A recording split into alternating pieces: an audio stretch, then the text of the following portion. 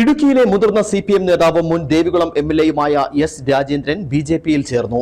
തിരുവനന്തപുരത്തെ BJP സംസ്ഥാന കാര്യാലയമായ മാരാർജി ഭവനിൽ BJP സംസ്ഥാന അധ്യക്ഷൻ രാജീവ് ചന്ദ്രശേഖറിൽ നിന്നാണ് രാജേന്ദ്രൻ അംഗത്വം സ്വീകരിച്ചത്.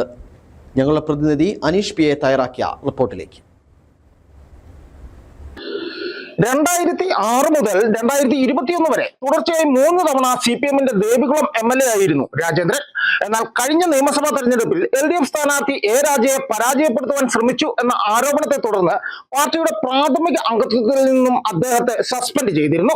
സസ്പെൻഷൻ കാലാവധി കഴിഞ്ഞിട്ടും തന്നെ പാർട്ടിയിലേക്ക് തിരികെ എടുക്കാത്തതിനുള്ള കടുത്ത അതൃപ്തിയാണ് ഇപ്പോൾ BJPയിലേക്കുള്ള മാറ്റത്തിന് പ്രധാന കാരണമായത്.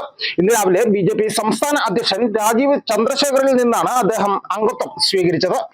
സ്വീകരിക്കാൻ പാർട്ടിയുടെ ബഹുമാന്യനായിട്ടുള്ള സംസ്ഥാന അധ്യക്ഷൻ ശ്രീ രാജീവ് ചന്ദ്രശേഖറിനെ ക്ഷണിക്കുന്നു.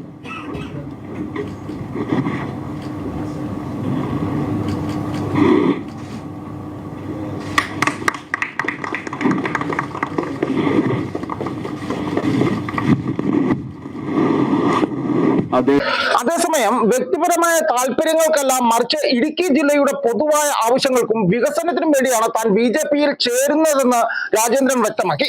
നേരത്തെ രാജീവ് ചന്ദ്രശേഖറുമായി അദ്ദേഹം കൂടിക്കാഴ്ച നടത്തിയിരുന്നു.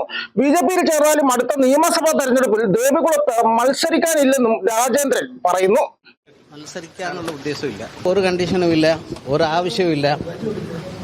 വ്യക്തിപരമായി നേട്ടവും താല്പര്യവും ഇല്ല. നമ്മൾ ആരെയും വരണം എന്ന് ഇന്ന് വരെ ക്ഷണിച്ചിട്ടില്ല,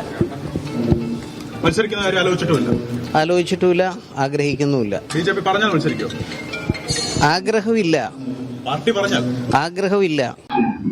എന്താണെങ്കിലും 3 വർഷം നീണ്ടുനിന്ന ചൂട് പിടിച്ച രാഷ്ട്രീയ ചർച്ചകൾക്കാണ് ഇപ്പോൾ സമാപനമായിരിക്കുന്നത്.